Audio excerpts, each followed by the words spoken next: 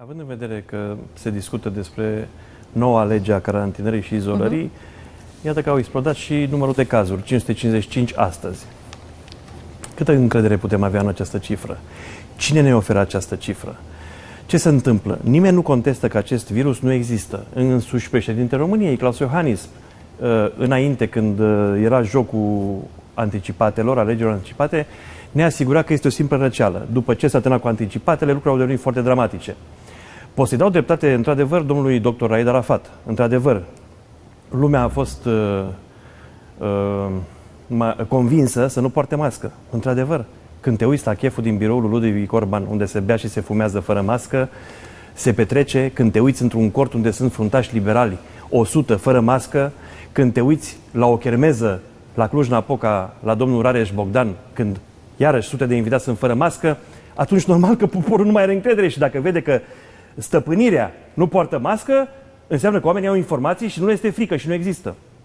Pe de altă parte, ce încredere putem să avem într-un grup de comunicare strategică? Sau, haideți să ne punem întrebarea, de unde ia o rânduirea numărul mare de testați? Unde sunt cele mii și zecile de mii de testați? de la fiecare spital. Ați văzut, dar am văzut că există un grup de comunicare strategică unde sunt niște jurnaliști și niște milițieni, jandarmi, polițiști, să nu le spunem milițieni, care au demonstrat că se joacă cu cifrele. Inclusiv știți scandalul când a ieșit mai repede Partidul Național Liberal cu cifre. Cifre care se bat cap în cap. Haideți să nu mai mințim, să nu mai păcălim, să nu păcălim oamenii, să nu-i alarmăm. Avem nevoie de o stare de urgență pentru ce? Care este rațiunea? Politică? De îmbogățire? Trebuie... Și mai dau un exemplu. Doar guvernul Orban a adus în țară măști neconforme de prin China, care nu au ISO, sunt pentru zugravi, s-au dat o grămadă de bani. Poate oamenii se infectează și de la acele măști. Un guvern irresponsabil care a făcut această chestie. Iar grupul de comunicare strategică nu este constituit din specialiști. V-am explicat mai devreme. Deci, haideți să punem totul cărțile pe masă, pentru că nu ne putem minți. La nivel de țară, la terapie intensivă este, să zic, un grad de ocupare, deși nu sună normal, de vreo 8-9%. Unde? De ce inducem o stare de panică? De ce nu încercăm să explicăm oamenilor? Nu mai poți avea încredere într-un guvern. Ia că au trecut 12 zile, 14 zile de când a fost declarată neconstituțională această lege. Nici după 14 zile PNL-ul n-a venit să pună în dezbatere publică acea lege, pentru că se îngrădesc niște drepturi și libertăți. Deci cine provoacă haos, doamna Popescu? Discutăm imediat despre legea carantinării, cine provoacă haos? Dacă după 14 zile tu nu ești capabil să vii cu o lege transparentă, să o pui în dezbatere. Vă rog, domnule Stamule, o replică pentru domnul Cristescu, care ar fi următorii pași în contextul îmbolnăvirilor și numărului mare de îmbolnăviri din ultimele zile. Ce replică pot să-i dau domnului Cristescu, care continuă această propagandă prin care face tot felul de legături între legislație, numărul de teste, măști neconforme, deci nu face decât să manipuleze la televizor. Eu pot să vă spun un lucru, noi respectăm protocolul de testare, care este făcut pe aceleași criterii se face și în alte țări. Testele se fac în spitale, numai celor care prezintă simptome și contactilor lor. Faptul că au crescut, este clar că o parte a populației nu respectă regulile. Îi rugăm pe toți românii să respecte regulile, să poarte mască, fiindcă este cea mai eficientă metodă de a se proteja. Ale aduse din China neconforme pentru zugravi? Alea să le poarte domnul Stamule?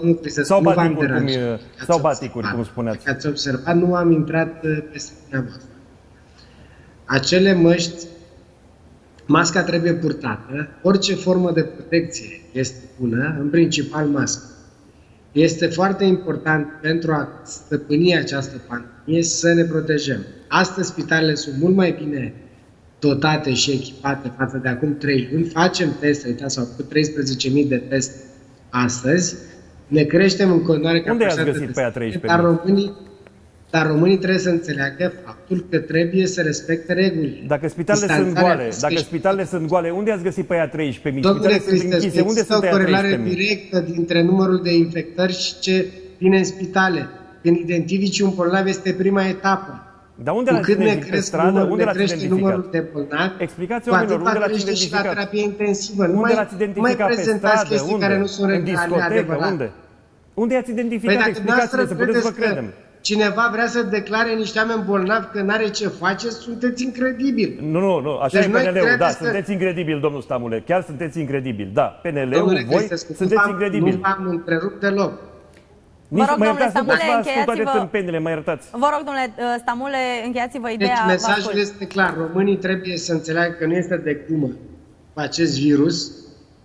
Din păcate, o parte a Nu e de populației glumă cu guvernul vostru, nu e de glumă, nu cu virusul. Sunteți mai a pandemici plecat decât urechea virusul de ăsta. tot felul de dezinformări și nu se mai protejează așa cum ar trebui. Păi dacă ați învățat, voi ați învățat, dacă beți la birou, dacă faceți întâlniri și chefuri, Rareș Bogdan, nu voi învățați oamenii să nu respecte regulile?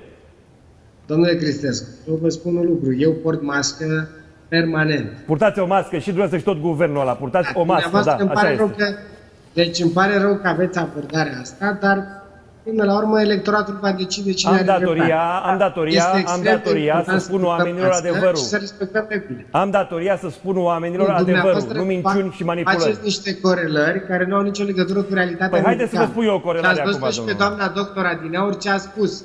A spus bine ce a Normal spus că- doamna doctor, sigur.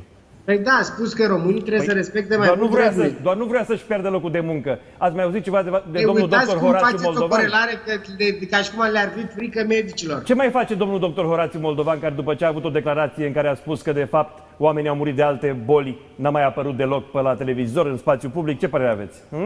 Mi-a spuneți. Sau ce părere Oamenii aveți au de, și ce părere aveți de, ce părere aveți de Copilul le faptul că accelerează sunteți, moartea. Nu, domnul da. Stamule, sunteți Dumneavoastră economist. iarăși manipulați. Sunteți Domnule- economist.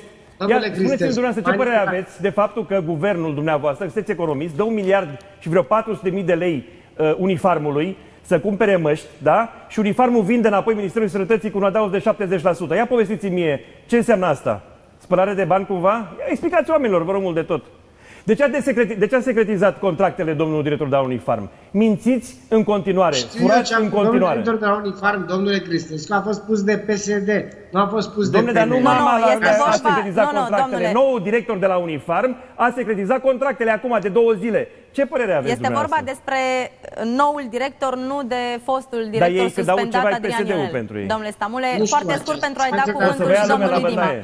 O să vă ia lumea la bătaie cât de curând pe stradă. Domnule Dima, vă Domnule rog Cristescu, Nu o... mai aruncați așa cu venin în public. Cum să revenim? Eu spun adevărul, că am această datorie față de oameni să spun adevărul, spre este deosebire de adevărul voi să care manipulați mințiți la și Trebuie beți să-i în dăm birou. cuvântul și domnului Dima.